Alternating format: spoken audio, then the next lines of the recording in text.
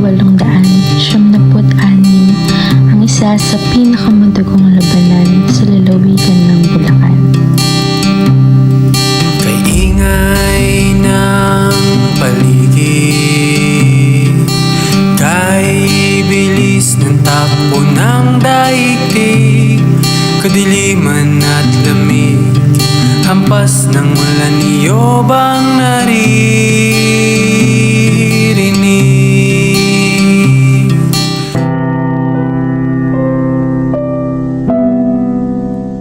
Ang napakahalagang kasaysayan ng Pilipinas ay nagsimula sa pagkabitay kina Padre Jose Burgos, Jacinto Zamora at Mariano Gomez noong 1872 na sinundan ng pag-aalsa noong 1896. Ang pagkakabitay sa kanila ay dahilan sa hinalang pag-aalsa ng kilusang sekularisasyon sa pamumuno ni Padre Burgos.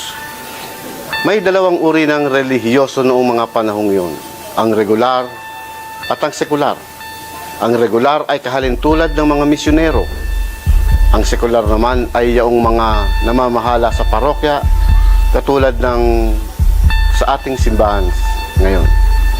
Sa pagkakaroon ng malawakang pag-aalsa sa Cavite ay iniuugnay sa kilusang sekularisasyon na naghahangad lamang ng pamamahala sa bawat parokyang kanilang nasasakupan.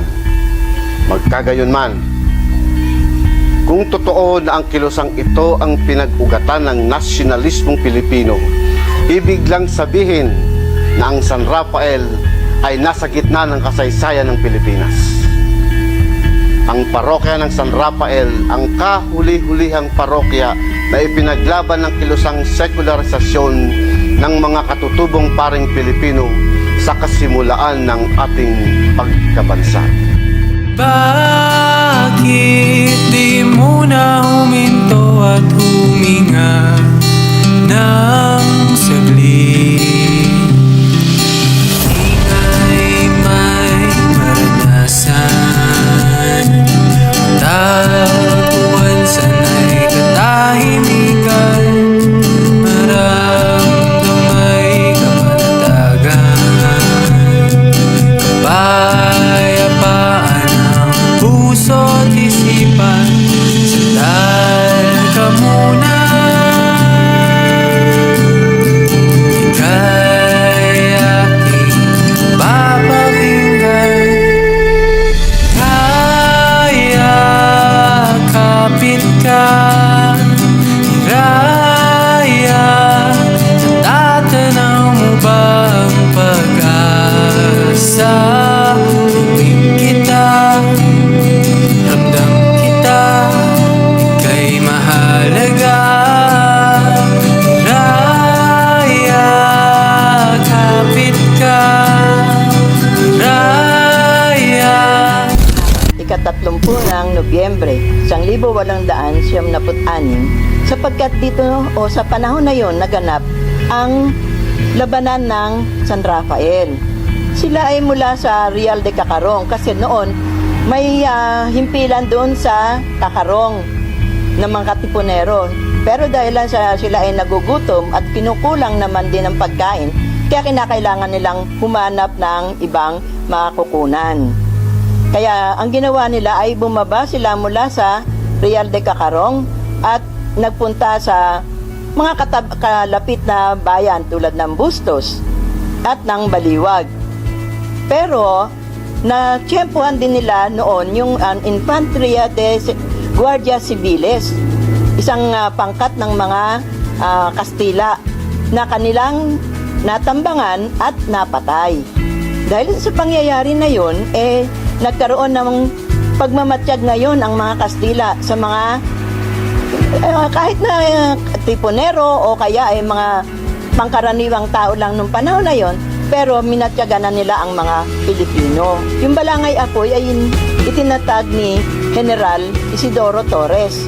Hinati sila sa dalawa. Yung isang pangkat na ang pinamumunuan bali ni Anacleto Enriquez at kasama niya pa dyan yung kanyang kapatid na si Vicente Enriquez. Naiwan si Anacleto Enriquez sa simbahan ng San Rafael.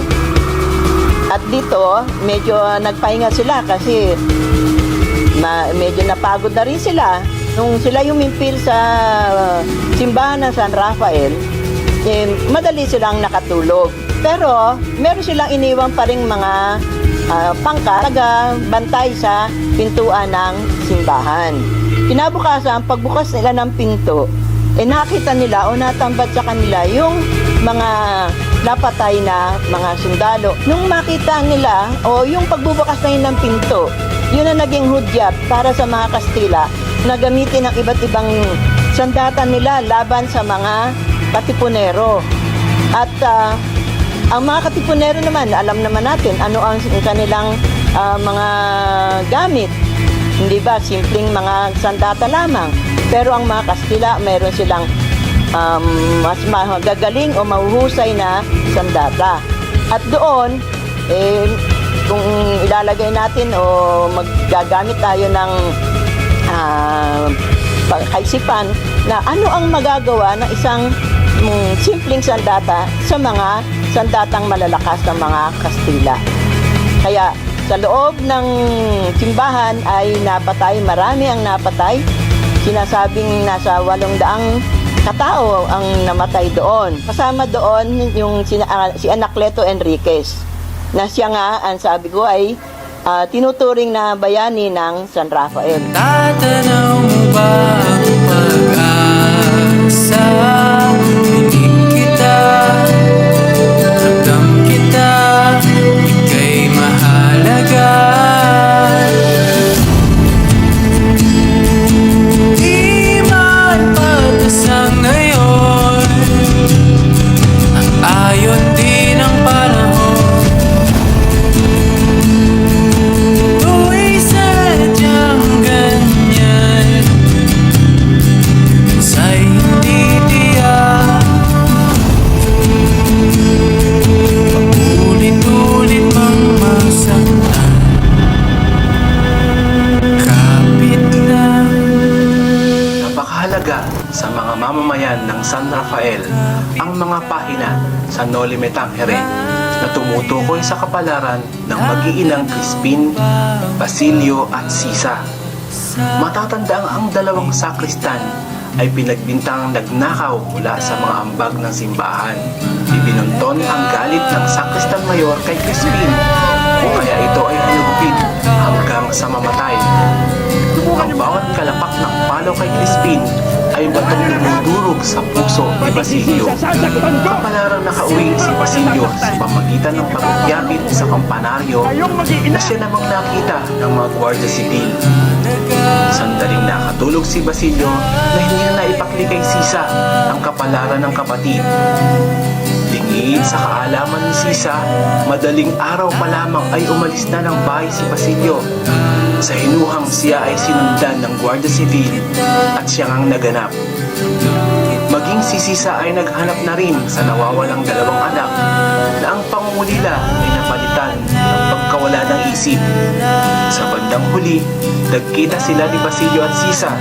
Sa kakahuyan at sa huling sandali niyang ito, naging malinaw ang isip ni Sisa nang makita ang dugo ang mukha ni Basilio. At doon natapos sa kanlungan ni Basilio ang kaluluwa ng isang inang naghihinagpis sa pagkawala ng dalawang iniirog